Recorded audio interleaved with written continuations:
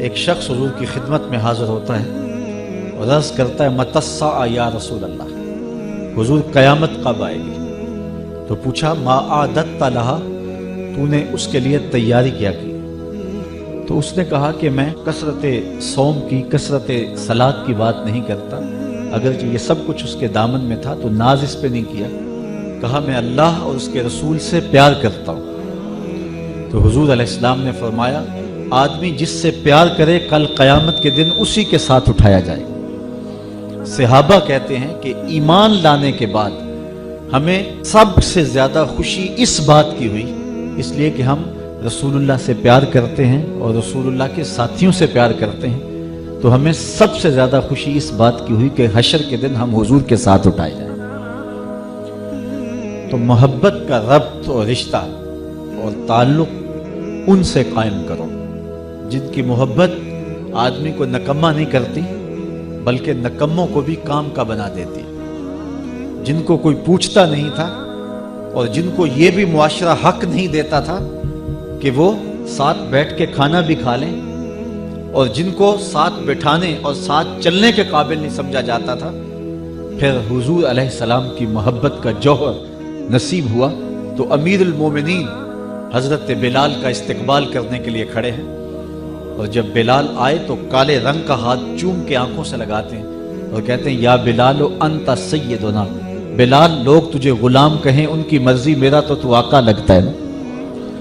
تو یہ وہ محبت ہے جو پست کو بالا کر دیتی اور پستیوں سے اٹھا کر کے بلندیوں تک پہنچا دیتی۔ تو ہم نے اپنے دل کا رشتہ اور ربط اس آقا سے جوڑنا ہے تاکہ ہم پستیوں سے نکل کر کے بلندیوں کی طرف فائز المرام ہو جائیں۔ ہماری ذلت، ہماری رسوائی اور ہماری پسماندگی کا سبب یہ ہے کہ ہمارا ربط حضور سے کمزور ہوا، تو ہم دنیا کے اوپر ذلیل و رسوا ہو کے رہ گئے۔ جب حضور سے ربط ہمارا مضبوط ہوگا تو بحر و بر پہ چھا جائے گا۔ حضرت سیدنا عمر رضی اللہ تعالی عنہ ارض تہامہ سے گزر رہے تھے تو بچوں کی طرح بلک بلک کے رونے لگے۔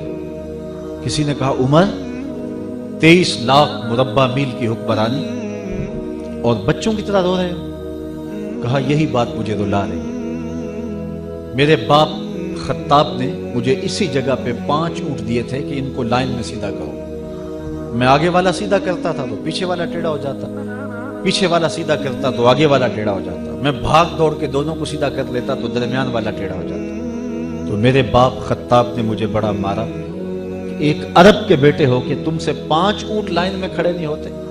کہا ایک زمانہ عمر پہ ایسا تھا کہ 5 اونٹ لائن میں کھڑے نہیں ہوتے تھے، آج 23 لاکھ مربع میل کی حکمرانی ہے، شرق سے لے کر غرب تک انسان بھی لائن میں کھڑے ہیں، یہ محمد عربی کے جوڑوں کا صدقہ نہیں ہے تو اور کیا ہے۔ عمر سے تو 5 اونٹ بھی لائن میں کھڑے نہیں ہوتے تھے۔ تو ساری عزتیں ہمیں نصیب ہوئی ہیں تو حضور کی دہلیز سے نصیب ہوئی، اور آج بھی اگر ہم ان عظمت رفتہ کو پانا چاہتے ہیں، ہم انہی کمالات کو پانا چاہتے ہیں، تو ہم پھر حضور کی دہلیز پہ آنا ہوگا۔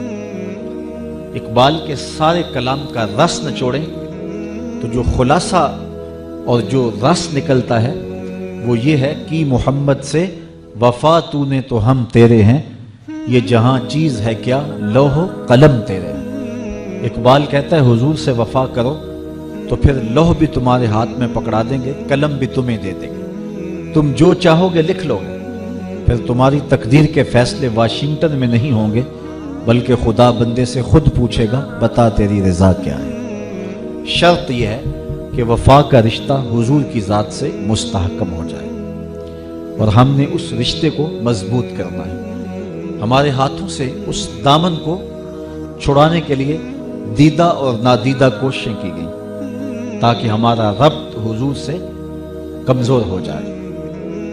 شاعر مشرق، نقاد مغرب، ترجمان حقیقت اور حکیم الامت علامہ اقبال علیہ رحمہ، جس نے اس امت کا مرض بھی دریافت کیا اور اس کا علاج بھی بتایا، وہ فرماتے عہد ما مارا زماد بیگانہ کر، از جمال مصطفیٰ بیگانہ کر۔ ہمارے عہد نے، ہمارے اصل رواں نے ہمارے ساتھ جو زیادتی کی وہ یہ ہے کہ ہمیں ہم سے دور کر دیا، اس لیے کہ ہمیں ذات رسالت مآب صلی اللہ علیہ وسلم سے دور کر دیا، ہمیں حضور علیہ السلام کی ذات کے حوالے میں نزاع میں مبتلا کر دیا۔ اور یہ کتنی بدبختی ہے کہ امتی بیٹھ کے نبی کا علم تول رہے ہیں، یہ کہتا ہے سیر ہے، دوسرا کہتا ہے سوا سیر ہے، تیسرا کہہ رہا ہے ایک چھٹانک اور ڈال لو۔ کس کو تول رہے ہو؟ شرم نہیں آتی؟ سونار کے چھوٹے سے ترازو پہ رتی اور ماشے کا حساب تو ہو سکتا ہے، منوں اور ٹنوں کا حساب تو نہیں ہو سکتا۔ عقل کے ترازو پہ مجھے شوق آئے تو میں آپ کو تول لوں، آپ کو شوق آ جائے چلو مجھے تول لو، لیکن جو نبیوں کا بھی امام ہو بھلا اسے تولا جا سکتا ہے؟ میں تو اپنے سیدھے لہجے میں کہا کرتا ہوں، ڈٹھے ورق قرآن دے پھول سارے، تیری شان جیا نہیں کوئی ہور ڈٹھا، تیری شان دا کرے مقابلہ جیڑا انہوں عاشقاں اصلی چور ڈٹھا، کوئی نور آکھے کوئی بشر آکھے، پیندہ رات دنے ایہو شور ڈٹھا، اللہ والیاں گل مکا دیتی تساں ہور ڈٹھا اساں ہور ڈٹھا۔ تم نے حلیمہ کی بکریوں کے پیچھے پیچھے دیکھا ہے، سدرہ پر جبریل کے آگے آگے نہیں دیکھا۔ اور اقبال کہتا ہے تو نے یوسف کو کنویں میں دیکھا تو کیا دیکھا، ارے ناداں جو مطلق تھا مقید کر دیا تم نے، تو ابھی تک کنان کے کنویں میں ڈھونڈ رہا ہے، وہ مصر کے تخت کا مالک بھی بنا ہوا ہے۔ تو اللہ وسعت نظر دے دے اور اللہ ادب نصیب فرما دے۔ میرے والد گرامی اللہ ان کی قبر پہ کروڑوں رحمتوں کا نزول کرے، فرمایا کرتے تھے یار نبی تو بہت بلند اور عظیم المرتبت ہستی ہے، اور لوگ نزاع کھڑا کر کے بیٹھ گئے اور ان کو تولنے لگے، کبھی علم کو تولتے ہیں، کبھی نظر کو تولتے ہیں، کبھی کمالات اور اختیارات کا وزن کرتے ہیں۔ فرمایا کرتے تھے کہ نبی تو نبی رہا، نبی کے غلام کی بننے والی بیوی حور، جب میاں بیوی گھر میں الجھتے ہیں تو وہ جنت سے دیکھتی بھی ہے، سنتی بھی ہے اور آواز بھی دیتی ہے، قاتلک اللہ، تیری خرابی ہو، اسے کیوں تنگ کرتی ہے، یہ تو تھوڑے دن تیرے پاس مہمان ہے، یہ تو میرا شوہر ہے۔ کہاں سے دیکھتی ہے؟ جنت سے، اور جنت کہاں ہے؟ سدرہ سے آگے، اور وہاں سے حور دیکھتی ہے۔ بزرگوں کے یہ لفظ ہوتے تھے کہ حور کون ہے؟ میرے نبی کے غلام کی بننے والی بیوی۔ تو فرمایا کرتے تھے نبی کے غلام کی بننے والی بیوی کی نگاہوں کا یہ کمال ہے کہ وہ جنت سے دیکھتی ہے، یارو مدینہ تو دور ہی نہیں ہے۔ تو بدبختی ہوتی ہے کسی شخص کی کہ وہ اپنے عقل کے ترازو پہ نبیوں کو تولنے لگ جائے۔ ہمارے ساتھ اقبال کہتا ہے جو ظلم کیا ہے وہ یہ کیا ہے کہ ہمیں ہم سے بیگانہ کر دیا۔ یار کوئی بیٹا باپ کو تولنے لگے اور کہے کہ میرے باپ کے پاس یہ بھی نہیں، یہ بھی نہیں، یہ بھی نہیں، تو مجھے بتاؤ کہ باپ کی نظر شفقت سے محروم نہیں ہو جائے گا؟ اور امتی تولنے لگے نبی کو تو اس کے پلے کچھ رہے گا؟ اعظم چشتی کا لہجہ تو سادہ ہے لیکن بڑا دل نشین ہے۔ وہ کہتا ہے یار نو میلی اکھ نہ ویکھی، نہیں تا مرسیں کافر ہو گئے، تیرے پلے کچھ بھی نہیں رہے گا اگر وہاں تیری آنکھ کا جو ہے وہ گوشہ بھی بھٹک گیا تو تیرے پلے کچھ نہیں رہے گا۔ یہاں تو سانس بھی احتیاط سے لیا جاتا ہے، یہ اتنی نازک بارگاہ ہے۔ عزت بخاری کا شعر ہے، اقبال نے اپنے کلام میں درج کیا، ادب گاہست زیر آسماں از عرش نازک تر، نفس گم کردہ می آئے جنید و با یزیدی جا۔ یہاں تو جنید بغدادی اور با یزید بستامی آئے، وہ بھی سانسوں کو روک کے آتے ہیں۔ اللہ اکبر، وہ بھی سانسوں کا شور، کہتے ہیں کہیں بے ادبی نہ ہو جائے۔ ایک بزرگ تھے، ساری زندگی مدینہ المنورہ کی یاد میں تڑپتے رہے کہ کہیں وہ دیار نور نصیب ہو جائے، حضور علیہ السلام کے روضے پہ حاضری نصیب ہو۔ عمر کے آخری حصے میں مقدر جاگا اور دیار حبیب کی حاضری نصیب ہو۔ تلامذہ مریدین کا حلقہ ساتھ تھا اور قدم قدم پہ آنسو ٹپکتے ہیں۔ اللہ آپ کو نصیب کرے۔ جب یہ آپ کو معلوم ہوتا ہے کہ میرا ویزا لگ گیا ہے تو پھر آنسو نہیں تھمتے، پھر ہر دن اور ہر لمحہ اور ہر سانس ایک مہک لیے ہوئے طلوع ہوتی ہے، ایک عجیب کیفیت ہوتی ہے۔ تو پھر قدم قدم پہ آنسو،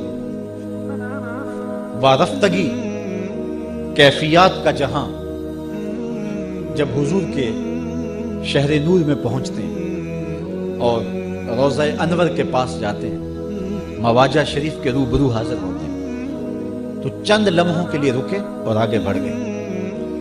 تلامذہ اور مریدین کا خیال کچھ اور تھا کہ عمر بھر کی حسرتیں ہیں، کتنے دکھڑے ہیں جن کی گٹھڑی باندھ کے لائے ہیں، حضور کے سامنے رکھیں گے تو پتہ نہیں کتنا وقت لگ جائے گا، لیکن یہ چند لمحے رکے اور آگے بڑھ گئے۔ مریدین کی توقع کچھ اور تھی، انہیں حیرت ہوئی۔ ہر شخص کی کیفیت اپنی ہوتی ہے۔ ایک کیفیت یہ بھی ہے کہ ایک بوڑھا حضور کے روضہ انور کے قریب سے گزرنے لگا تو اپنے بڑھاپے کو آواز دیتا ہے، پکارتا ہے کہ اے بڑھاپے، تو نے مجھے کہاں کہاں نہیں گرایا اور میرے ساتھ کیا کیا ستم نہیں ڈھائے، آج تو کہاں چلا گیا ہے؟ اے ذوف مدد کر، در احمد پہ گرا دے، دربان کہیں اٹھ کہوں اٹھا نہیں جاتا۔ تو ایک کیفیت یہ بھی ہے، لیکن اس کی کیفیت نرالی تھی کہ 2 لمحوں کے لیے رکے اور آگے بڑھ گئے۔